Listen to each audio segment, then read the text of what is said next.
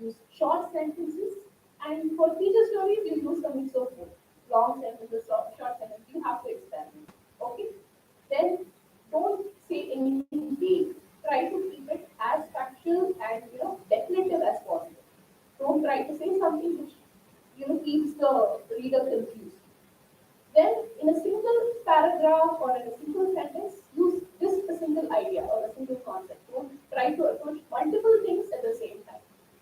Then, understand the audience. Again, like I said, know what is relevant for them. Counter likely audience misconceptions.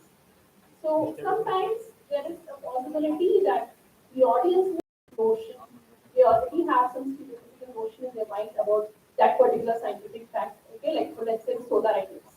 Okay, recently we had the solar eclipse, and I actually found some websites reporting that people should stay indoors and not eat and not have a bath during the solar eclipse. There were news websites that did that, and that was absolutely unscientific. It was actually their job to say that all this is, and that was absolutely unscientific. It was actually their job to say that all this is superstition, and there is no restriction on eating something and having your bath during the solar eclipse. So, and it was not even a full solar eclipse. It was just a partial solar eclipse here in Hyderabad. But still, you had this happening. So, your job as a science communicator is also to dispel any superstitions, any wrong notions that your audience might be having.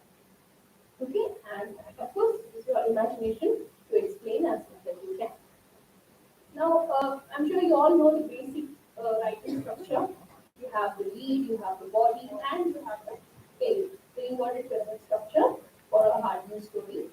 And you usually follow the same thing for a press release, except that you add the entire template part. You have the logo or the letterhead, and then you have the dates and you have the boilerplate down there and all that. So we will not go into those things right now. But for a soft news and a feature story, you have not an inverted pyramid, you have a pyramid structure.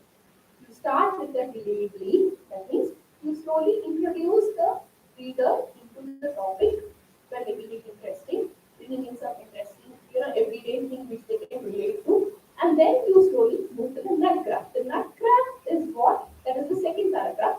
That gives them the actual gist of what the article is about or what the story is about. Okay? Then you go into the body where you go into the actual things, like you discuss a detail, you give statistics, you talk about any contextual background and all that. Then finally your conclusion. Okay? So this is your soft news structure. Now I'll just show you this particular story again, not the whole thing. Read the first line, the headline, and the first few paragraphs. You will understand what this is going to. The mind-blowing story of a man who can't see numbers. That's the headline. First, they read, this is a story of a man who can see numbers. This is the first line, okay? So this makes you interested. You think this is a story. You think you're going to read something new, which you have never heard of. That is your approach towards soft news stories, where you can get the reader interested. And you can make this first paragraph as long as you want. Okay? If there's no restriction that you should have only one line or one paragraph, you can go into a couple of paragraphs also to get people involved into the whole of the story. That depends on you as a writer to make a call. Okay?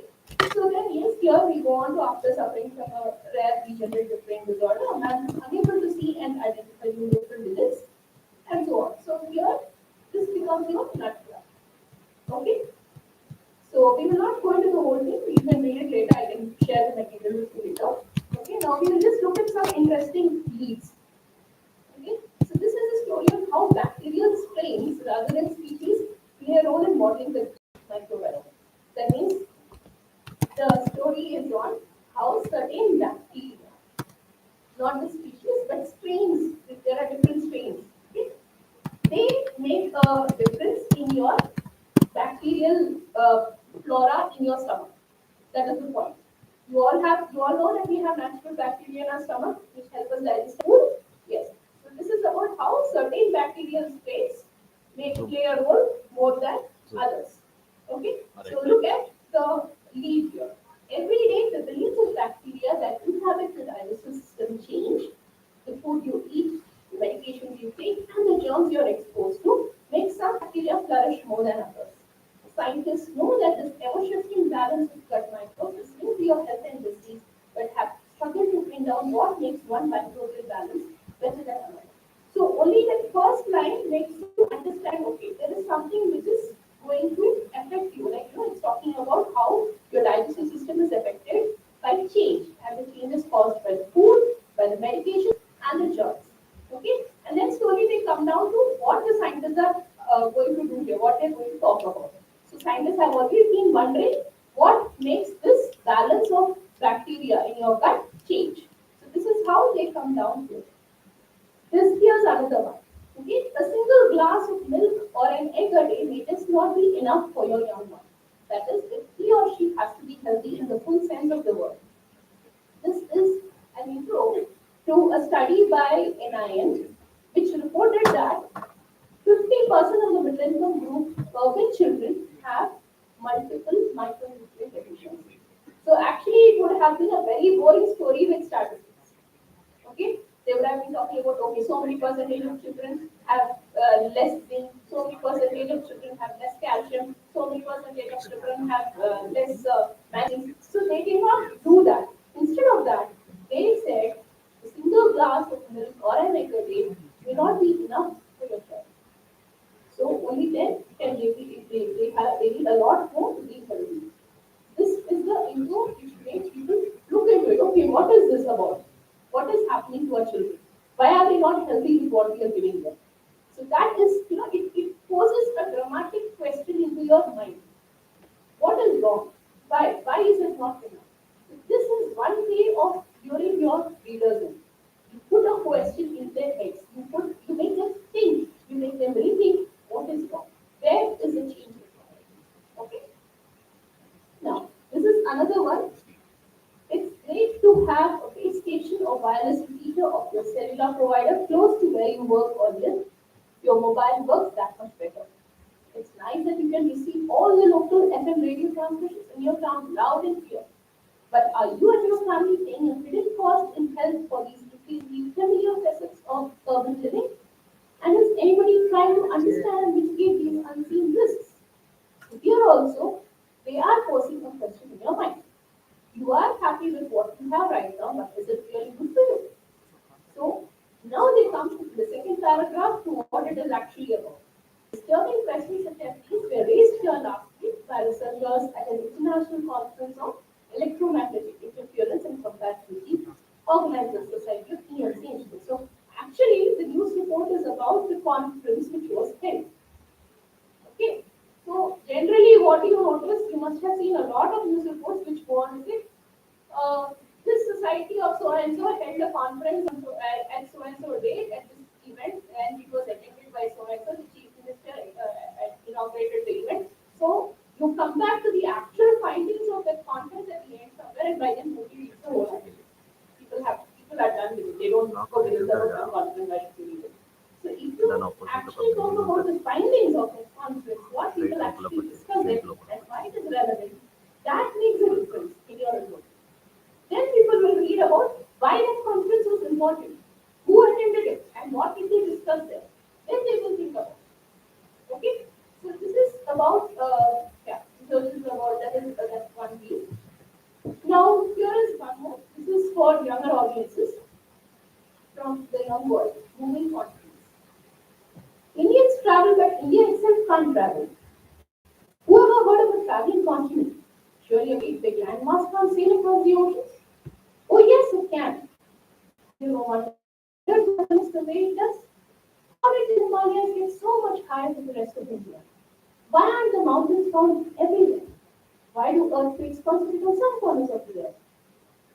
So this is how the young world tried to introduce children to the topic of continents, the formation of continents, okay, and the formation of natural structures on Earth. This is an intro for younger audience. Okay. Now this is another one. Smallest fish in the world. If you look at this,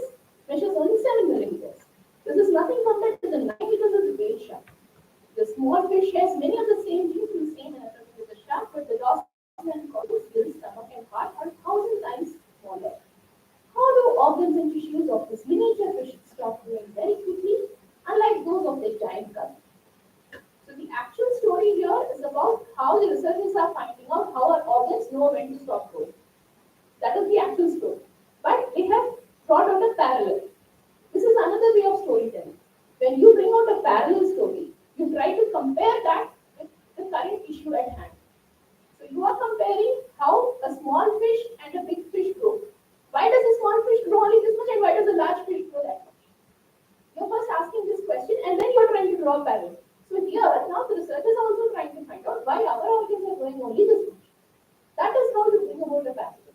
Okay? So this is another way of storytelling. Okay? So I'll give you this exercise again later. You can build up your own lead. We will try to finish whatever we can before that, and then I will give you time for your exercises. So now I'll just go over what are the various areas of reporting in science fields and teachers. So first of all, when you come to hard news stories, the major thing which you report about are breakthroughs. Anything new, advanced technology, advanced experiment, new findings, new cure, all of this comes under breakthroughs, and that comes under your hard news stories.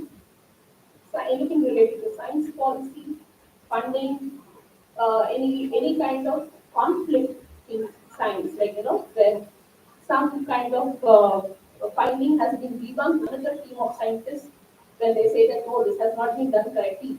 In fact, there was a report recently about how one author, one scientist, had to retract so many years of research work because one person, one very vigilant person, found out she had been fabricating data for all her studies. They found it in one paper and they just went on checking back, again more and more years further back. And they found that in all of it, she had used the same photographs with some Photoshop, and that is what she had been using for multiple papers. And in the end, she had to be removed from her post. She had to retract all her papers, all her science papers. But what is the impact of this? Can somebody tell me? When somebody fabricates data and when somebody publishes wrong data, can you tell me what is the impact? Okay. Yeah, right. Good. Anything more? Sorry? Panic. Okay. Disinformation. All right. Anything else?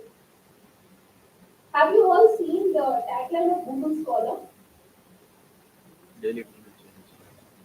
Have you seen this Google Scholar? Have you ever used Google Scholar? Yeah. What is? Okay, somebody used it yesterday. Sorry, in the lecture. Okay, what did you know it is used for? Why do you use Google Scholar? To find research. Okay. Okay, why do you find them? Yes.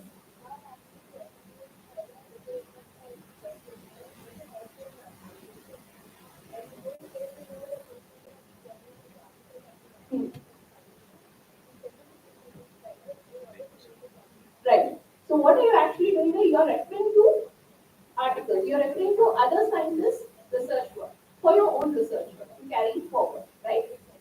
So there is a tagline for Google Scholar. Very good. Please sit down. There's a tagline for Google Scholar which says, "Stand on the shoulders of giants." That means you take the work of much established scientists before you to find something even better. That is the point.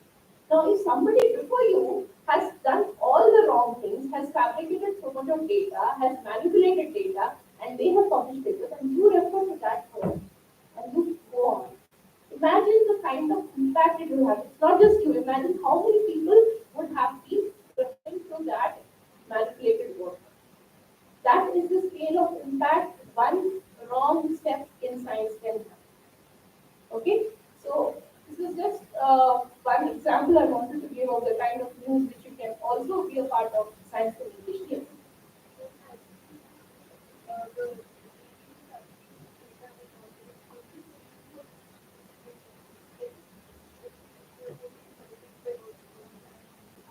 See, the thing is that actually, this is why peer review exists actually.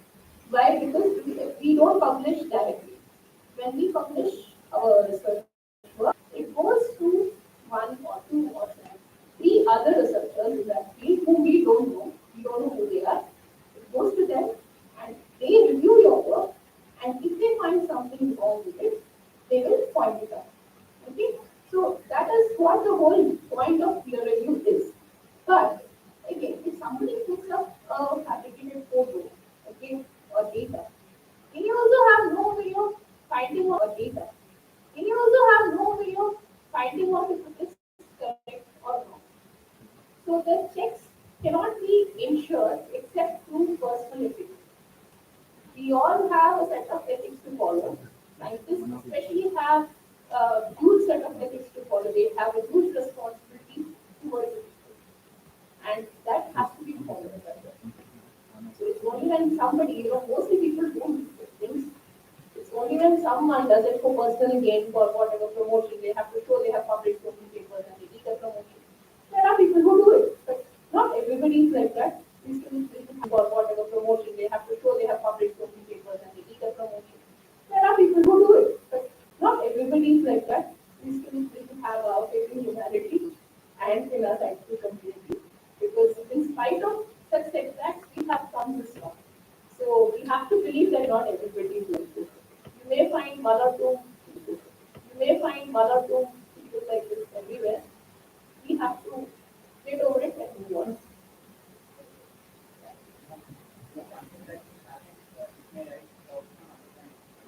Yes. Yes. And definitely, actually, we have a problem with Indian papers because a lot of it is replication. It's a problem with the system because when you see, you keep, it's a problem with the system because when you see, you keep, you give importance to the number of publications you publish rather than the quality of even one published paper. What happens? People try to publish a number of papers. They try to just keep on. So once if they do it on one organism, they do the same thing on a similar organism, same experiment, and they can publish the same book. And they probably do it from what some other foreign author has already done. So India has got this reputation of being a teaching copy master, which we need to overcome. We do have a lot of good scientists who are doing good work, but these things also pull us back because in the international community, our stand is affected, our credibility is affected by such things. You know that we had a lot of these fake journals which actually did not have any peer review where people could publish anything and that journal and that article, research article can be valued. But now we have come up with a UGC list of journals. Why is that? Because to prevent such things. Okay? Yeah. So when it comes to features, what are the areas you can report on? You can always go for something which is not easy as well. So there are some long-standing issues like classification, global warming. You can talk about these things at length in feature stories. You can go into a long form of reporting, you can go into the background, you can go into a specific area where it is showing a specific effect. You can, explore any number of possibilities in feature writing. Okay, and you can always look at the concept even if it is not, currently timely or use of the data. Then you have use on recent use you can pick up on more analytical tools. Okay, so I will show you something like this is a harmless story on something related to policy. Okay, we won't go into details. This is another example of what I said. A biologist will develop problem solving. And then this is a feature story. Masters on the board. Okay, so here we're talking about rising sea levels with global warming. So this is actually a long form of a story, and you can see this title "Marches on the Moon." Does it remind you of anything? Any of you from literature background or something about? Does it a well from the Masters on the Moon. Have you read Shakespeare? Sit down, sit down, sit down. You read Shakespeare. Have you read Macbeth? What is moving there? Yeah, but there was a term there. Why when would Macbeth die?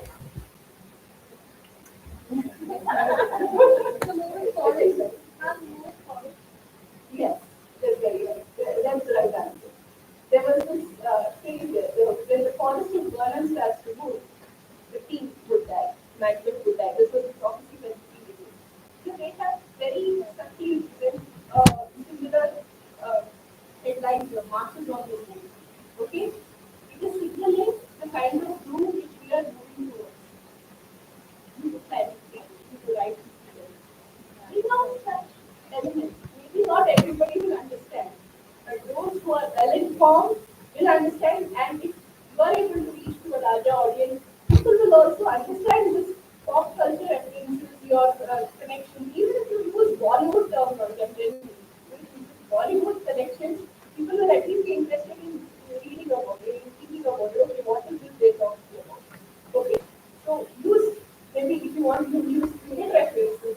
Okay, if you want to explain about something, use anything, any kind of tool which can make your reading easy and interesting. Okay, thanks to the literature major who said that's the time. So now we look at another one. Okay, I think this you should be able to answer, or somebody else who should be able to answer. Solitary authors have surprisingly rich vocabulary. Solitary author. Any bell ringing anywhere in anybody's mind? Very good. I don't know what was your name? Peter. Very good, Peter. You have a very nice reference with I'm happy to see. Yeah, there's a point for the solitary. Okay, I agree with your words, sir. So that is, I don't know, she did tell you something. Yes. The solitary people who recognize this poem by Wordsworth, and they have huge plans, rather than people solitary authors. Some surprisingly vocabulary. So that is, when people see that film, they immediately get attracted to reading what the rest of it. That is why I'm trying to bring your attention to very subtle, elements which make your writing famous. Okay. Then, so the story related to some recent issue which happened there. Okay, and analysis. You can analyze the current issue in headlines to literature. So this was about various areas which we can go, and these are health reporting and environmental reporting is where okay. Not just about technology, not just about science, about like biology or physics or chemistry, but even environment and health is part of a part of science. Now, how is storytelling? We now when we talk about storytelling, like we spoke about hard stories so far, we spoke about hard all that. But when you are trying to capture audiences for their attention, you need to tell them a story. You cannot give them just facts and expect them to be interested. Okay? So a story can be so completely powerful and effective communication tools that can be used humor. So you don't have to be a science major, you don't have to be a scientist to be able to tell a story. But what you definitely need to know is how to tell a story and to understand the science yourself before you start telling the story. If you don't understand what the science is all about, you cannot tell the story effectively. And tell me, who do you think are the people to whom you will find it the most difficult to tell a story to explain something?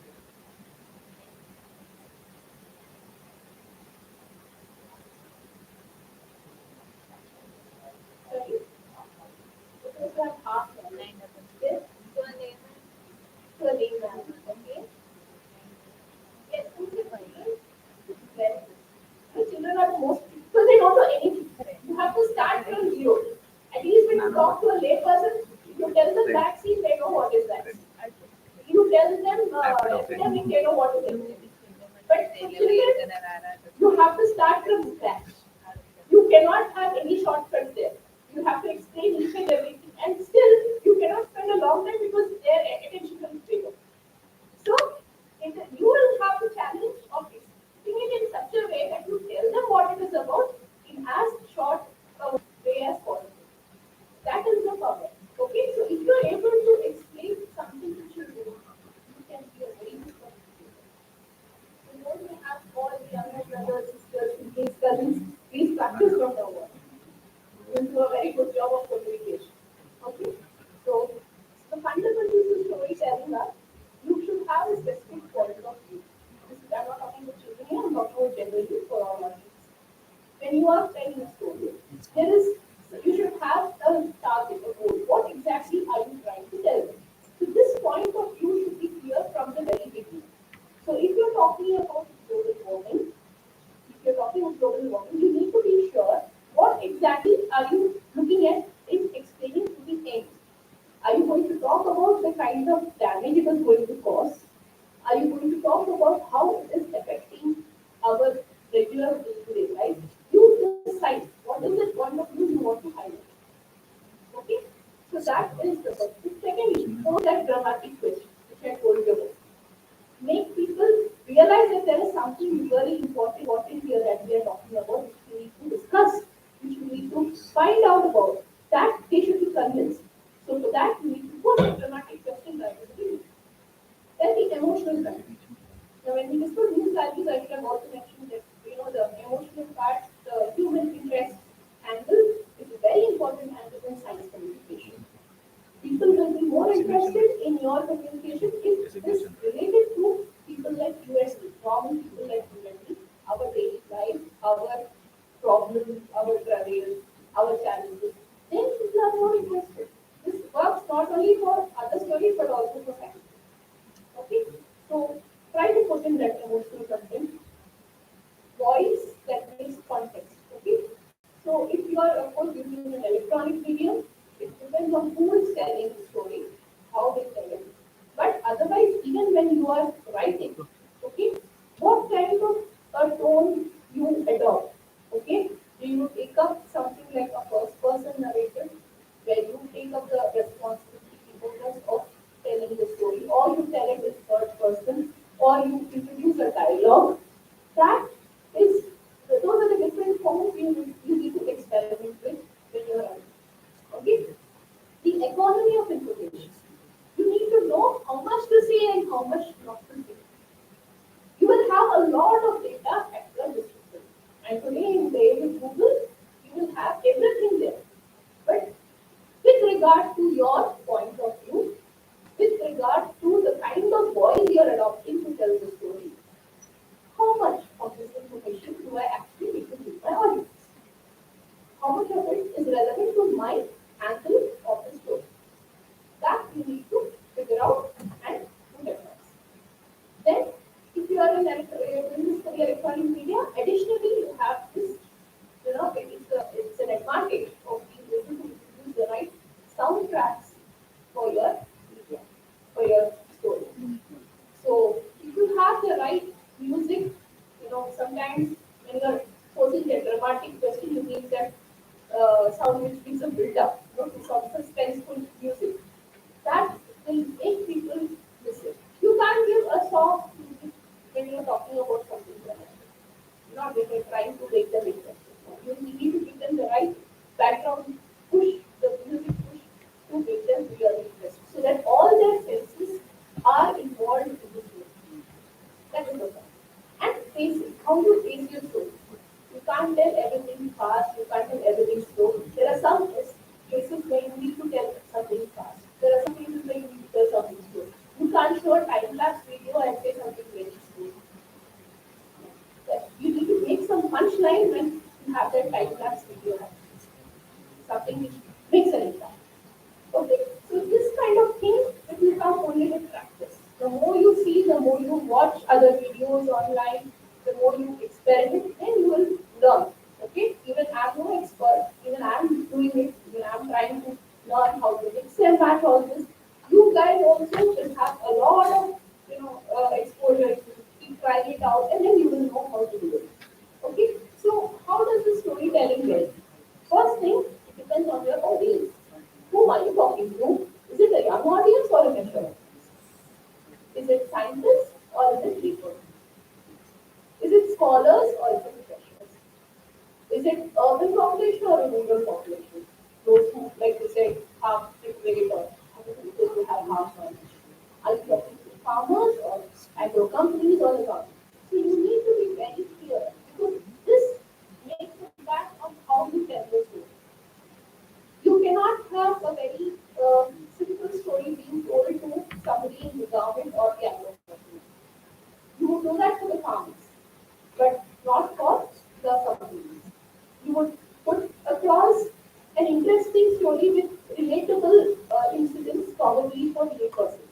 But if you're presenting something to the scientific community, you would not do that. You would go for a more complicated way of storytelling. They will actually feel that yes, this is worth my time because this is something which I do. Because scientists feel, okay, I already know all this. For a lay person, they will feel that okay, I know so much. I need to learn all this. So they'll be interested in knowing the introduction, they will want to know some more details. So then you will put all that. But if it is for a scientist, then you don't have to go for that introduction part at all. You will go for a different kind of introduction where you just come to the point and you start off on the information. So how you fashion this depends. Then depending on your media also. Now earlier you only think that it's all about your audience. Now it's also you have to also think about the kind of media you use it. Because now it's not purely print. So even if you have a print story, something goes into the newspaper, still you will have your web newspaper, right? Or you will have your website, the news website will be there for that particular newspaper.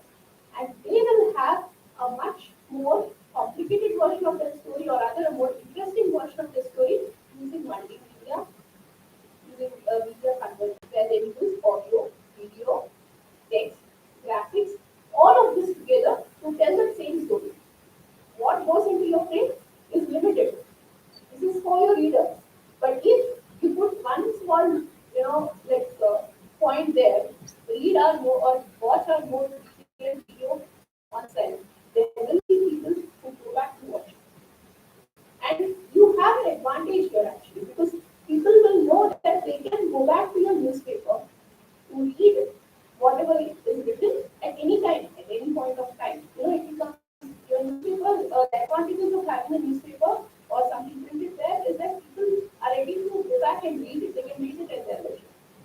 And when they have something like this, they'll also mark your website. They'll also remember to go back to your website and watch what you have. So remember that your media is no longer limited to one form.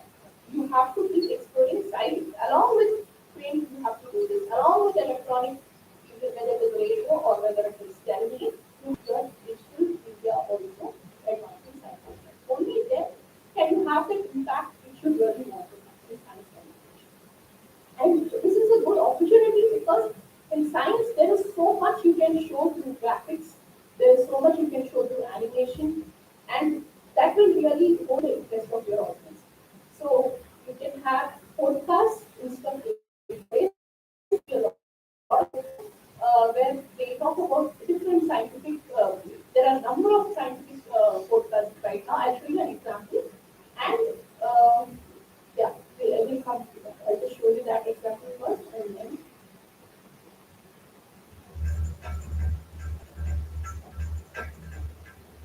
नमस्कार, CSIR की अपनी पाक्षिक audio digest khadi tales में आपका स्वागत है।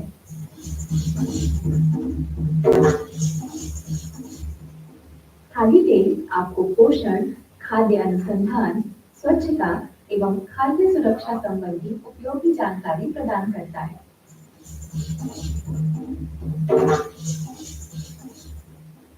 तो लीजिए प्रस्तुत है भाग 1 अंक 8 14 जून 2019। इस अंक में हम आपके लिए लेकर आए हैं कोको और चॉकलेट, एक मीठी सी कहानी चॉकलेट की, मीठी मीठी लालसा का रहस्य और विज्ञान चॉकलेट की रेशमी कोमलता का। तो लीजिए प्रस्तुत है मिठास से भरा ये अंक।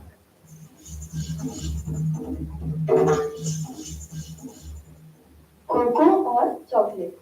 आप यकीन करेंगे 99% लोगों को चॉकलेट पसंद ही होती है और बाकी का 1% मजाक ही कर रहा है।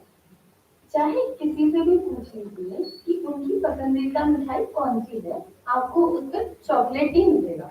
हैरानी की बात तो ये है कि ना जाने कैसे ये कड़वा और विचित्र स्वादयुक्त पेय इतना लोकप्रिय हो गया। जो घर में लोगों को चॉकलेट इतनी पसंद है कि लोग किसी अन्य मिठाई के मुकाबले इसी का सेवन सबसे अधिक करते हैं। आखिर लोगों को चॉकलेट इतनी पसंद क्यों है?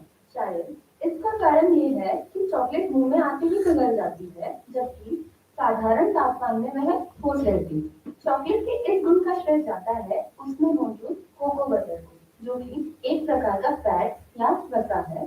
ये 25 डिग्री सेल्सियस से कम तापमान में ठोस रहती है और वहीं दूसरी तरफ शारीरिक तापमान यानी लगभग 35 डिग्री सेल्सियस में पिघल जाती है। इससे शक्कर और कोको बटर पिघलकर हमें इतने अच्छे स्वाद का अनुभव देते हैं और यही कारण है इसकी लोकप्रियता का। चॉकलेट की सबसे प्रमुख सामग्री है कोको और कोको के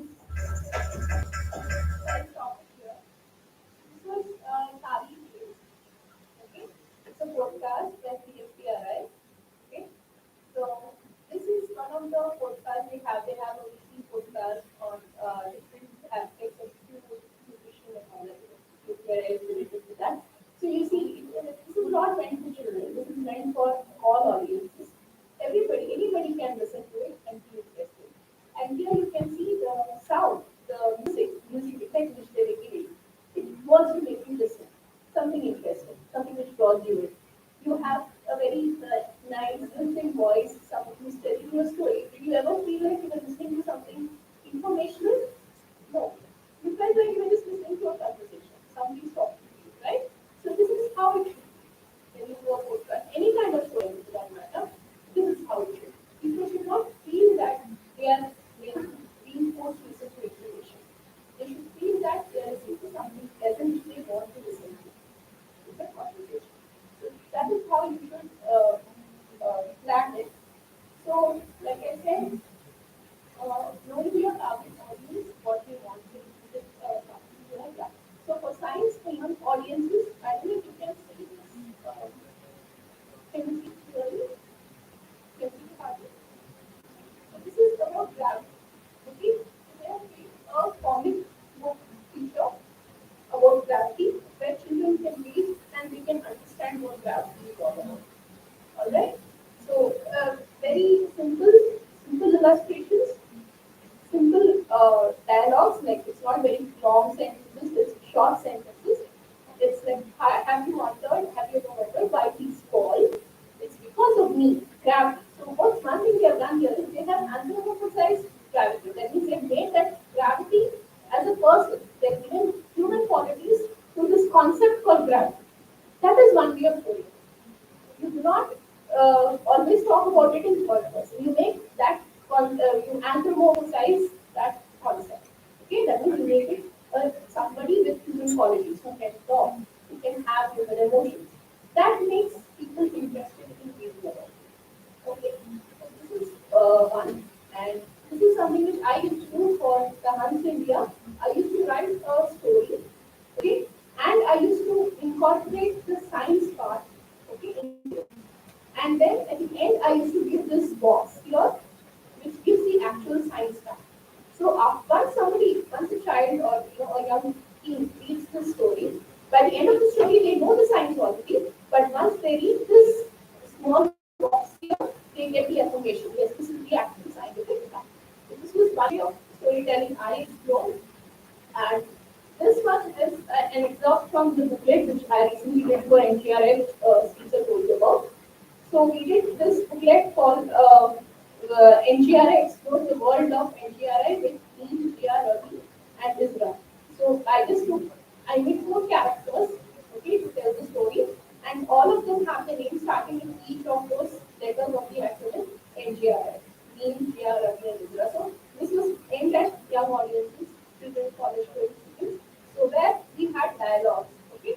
So all throughout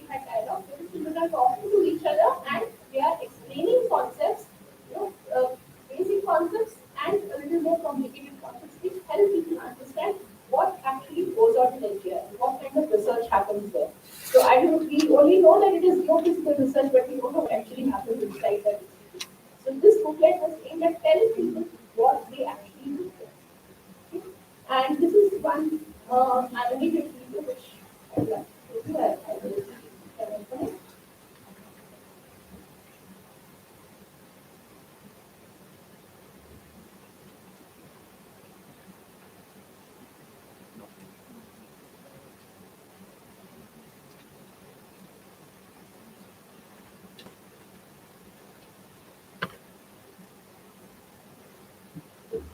Ready to hatch some cool pets. Live here to make them fair.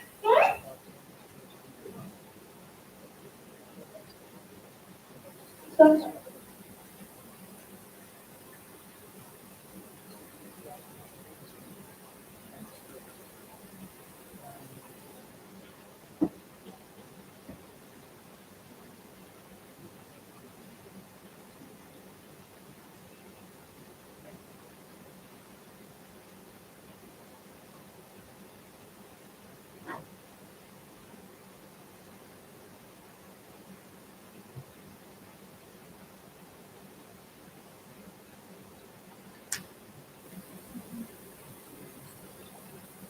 Topic: keyword.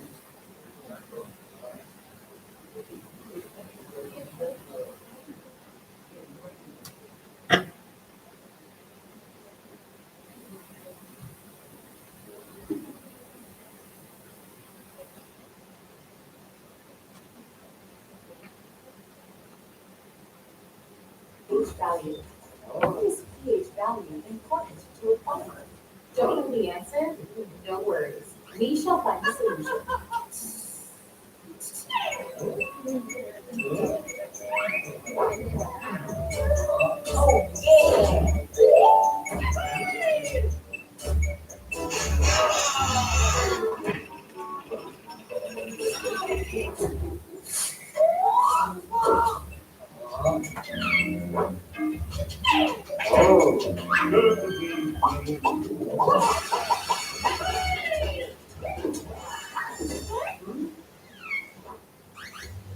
Oh, yeah.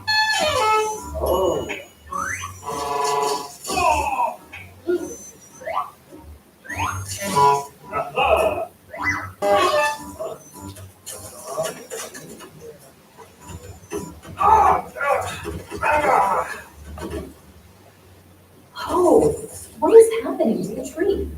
Is it merely because of pH? Oh, yes, you are right. pH is the measure of acidity or basicity of a substance. It is expressed by positive numbers ranging from 0 to 14, where 7 indicates a neutral value. That is, neither acidic nor basic. When the pH value of a substance is below 7, it is termed as acidic, and when it is above 7, it is termed as basic.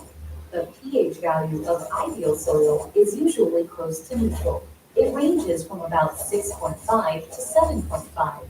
If we don't maintain this pH, growth of most of the plants is adversely affected.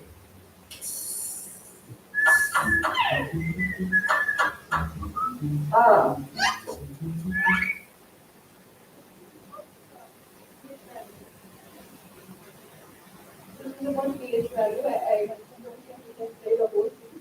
So let's stop it.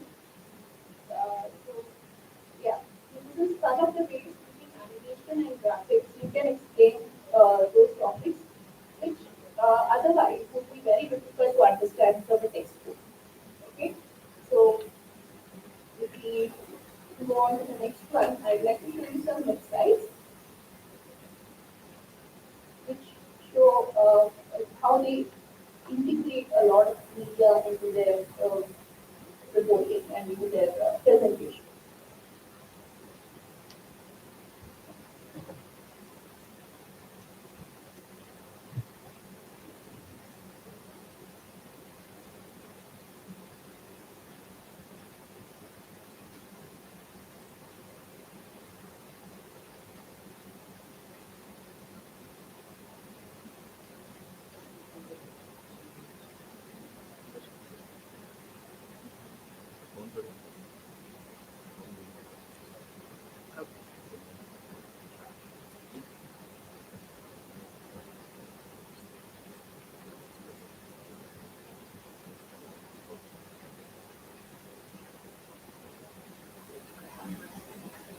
This is the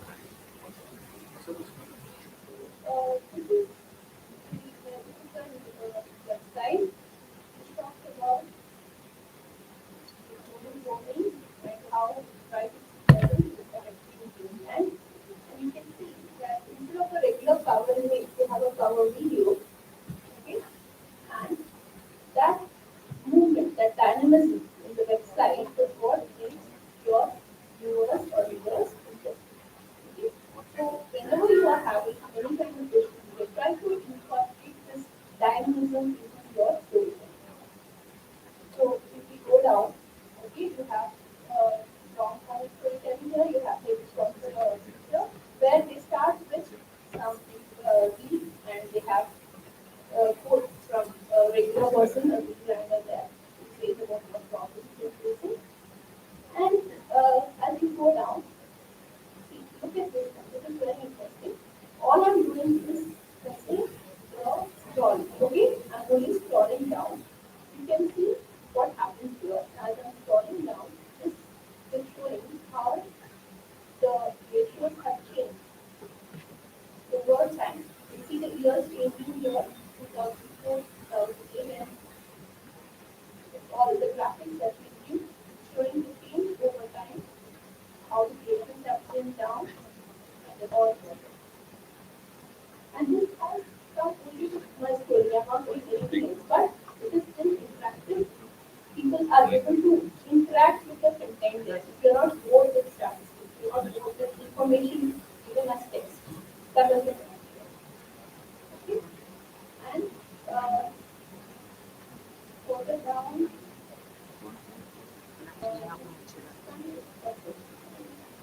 another website. This is mission to the sun. Okay? And see, they have used more of images here, use images which draw you in minimal text. Minimal text but impactful. Mission to the sun. How we are going to make a better look at a star than ever before.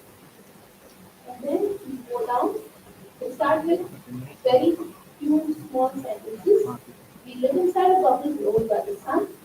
The bubble is made of the solar atom, a stream of charged particles and magnetic fields. Now come to the sun's spot atmosphere. See this? You have graphics happening here. Okay? Something extreme interesting. So actually when you're up here, you can see the down here it starts doing some dynamics, which makes you move down. That's it. So once you move down, you will see this graph. Okay? And then you will read about it. Then you go further down. Time. This is also something like a time lapse graphic here. That. And then you go down to the actual content which talks about the story. And you have the quotes here by two people highlighted as different sections, subsections. And this also is a graphic because only two scroll. So I'm just pressing the arrow mark down, but you can see it. And you can go backwards and forward. So if you want to understand, you can go backwards and forward to understand what's happening. This is the kind of interactivity you could incorporate into your digital media, digital storytelling. Okay, that is just transformation to your digital perspective. So apart from this, yes, you also have the original video and all that. And then go back to the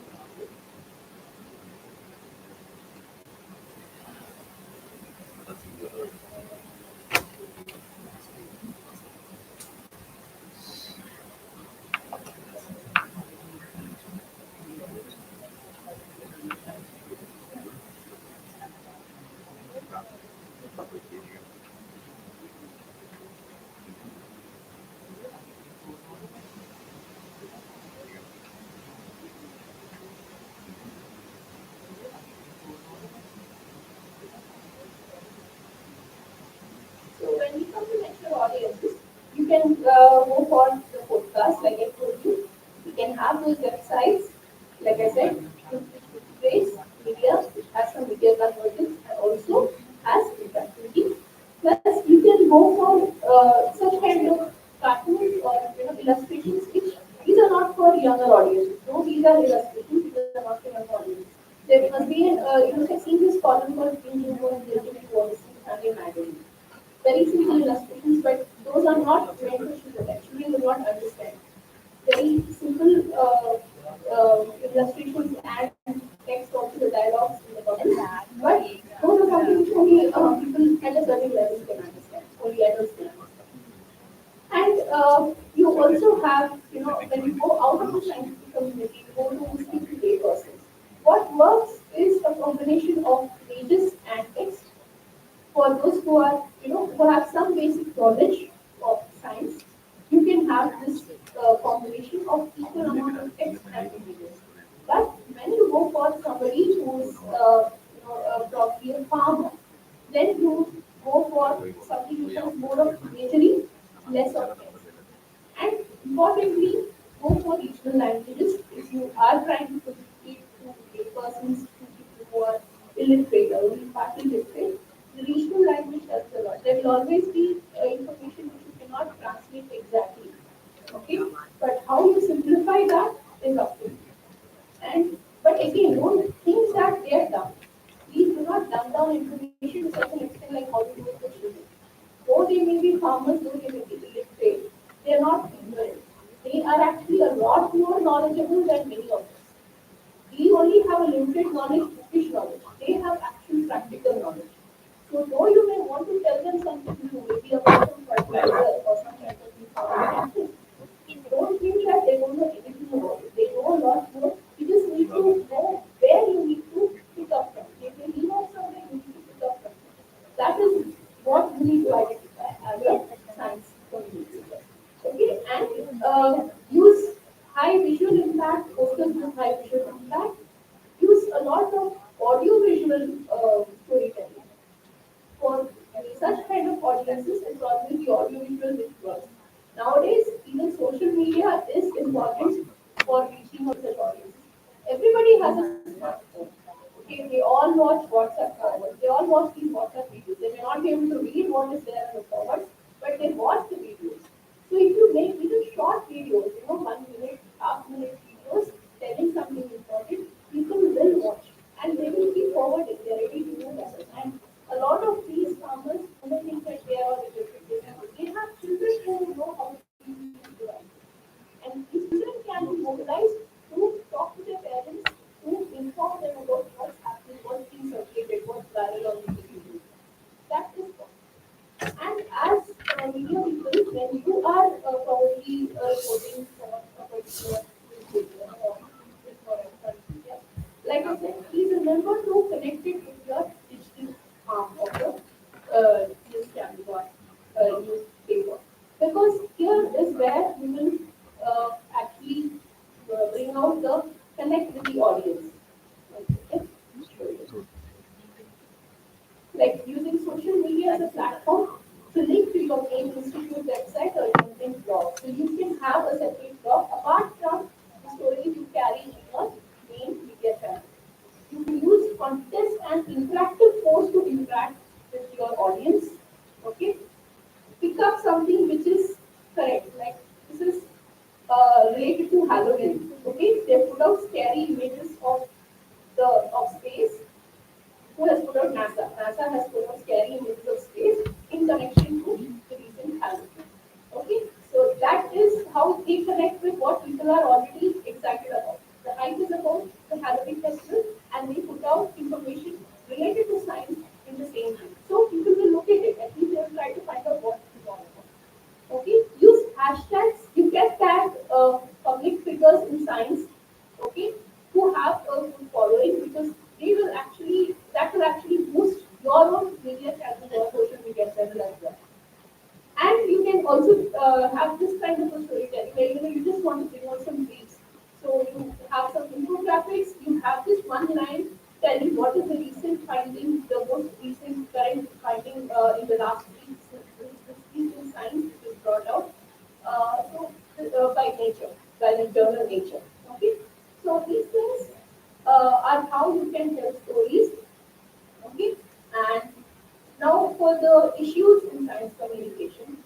Okay, I already discussed how you need to know, you need to understand science first before you start communicating. It's going to be very problematic if you do not understand it and you tell something wrong to the audience. Because you will be held responsible. The scientist will never know what you're asking. The scientist will tell you in this way or third way, and you will be understanding it in your way. Please make sure that as a reporter, you double check with them. Okay, this is what I'm writing. Does it convey the right idea? It is your job to do that as a reporter. Because sometimes, whatever it is, we are not the actual experts who did it. So there are possibilities that we may go. So we have to always cross-check with them if what we are reporting is correct or not. Okay, that's one thing. Secondly, your scientist or whoever is there at the other end giving you the data may not trust you entirely. They may think you may give out the information which is before they publish it. They think that you may give it to some rival person. They will have a lot of information. How you build up this rapport with the people in the scientific community is depends upon. That is again your job. You have to build that trust, that credibility to your group. And by ensuring that you report well, correctly, accurately, not information which is half fake knowledge, proper, accurate information. Even if it is a little bit, whatever little bit you report, it should be accurate. It should not be scientifically inaccurate. Okay? Then you have this problem of gatekeeping in science communication. The problem is that science reporting is not just so important like for media, maybe like or politics, or crime. All these things take up first preference before science. It will take time for science to get its right, but if we have enough passionate reporters, I'm sure science will get it. Then we have a problem with lack of knowledge or effort of the state. Now, how much ever you may be science student or you may have tend to be scientist, when you are writing, you will definitely need to pull out some thoughts. You will have to read a lot of background information before you report something. Because it is impossible for one person to know all the different areas of science. But you may be required to report on all the different areas. So you will have to do a lot of background reading before you actually report, or before you have a discussion with the scientist. Because you should know what questions you need to ask. If you don't have any idea at the beginning, and you know it and where exactly, then that is also a problem. So they will expect you to know some basic things, and if you do not know that, then it's a losing situation. Okay. Then there are people with vested interest when it comes to stories. Suppose you come up with a very beautiful story on the real effects of wine in a particular piece of land, and your publication does not carry it because the company which is carrying out the mining has huge stakes there. They already have a lot of advertising being done through your newspaper. So maybe your editor may not decide to carry it. It doesn't happen. So there are multiple ways in which these things work. There are these, huge drug lobbies, cancer drug lobbies, which don't allow research about these easy cures for cancer to come out. They don't allow such things to be reported in the media because they want the people to keep buying those expensive drugs. They don't allow such things to be reported in the media because they want the people to keep buying those expensive drugs. So these things do happen. Then you have a huge problem with fighting fake news and myths. From time to time, you will have responsible public figures making very irresponsible statements which are scientifically inaccurate.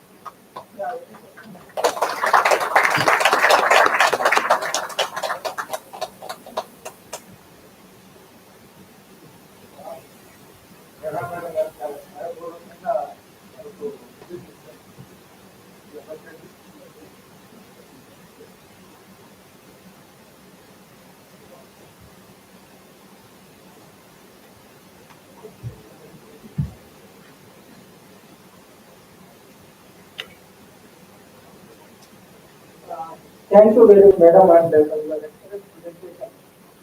After listening to Professor National in the morning, I thought how is it going to take place and also mentioned that. But it's very wonderful, excellently presented, how is better is required to write,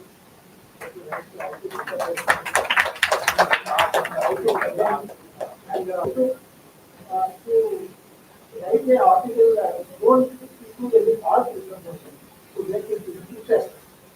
Here in the writing false information is more dangerous, no? So that's why you should understand. We are very much thankful to Madam for excellent presentation. So now I also invite Professor Stevenson and Professor Ram to come over here to demonstrate the man. Thank you.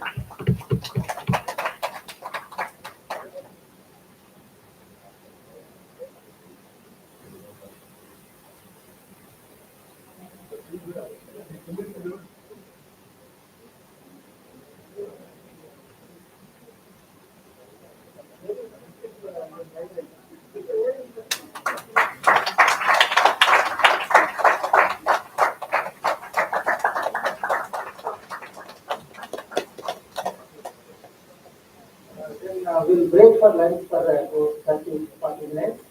Lunch is already there, please. I think we'll be in the last lap of our stop. I should be happy if all of you are there because the most important thing is they will be distributing your certificate. Okay? Right. Now, the next session will be by Professor Chandrashekar from the Institute of Agriculture University. Okay? Popularizing science is one. And here will be popularizing science and agriculture. Okay, he's already here. Okay? So thank you very much, sir, for coming early. Right, please join us for lunch, maybe 1:45. We'll be back by 2:15. Okay? Thank you.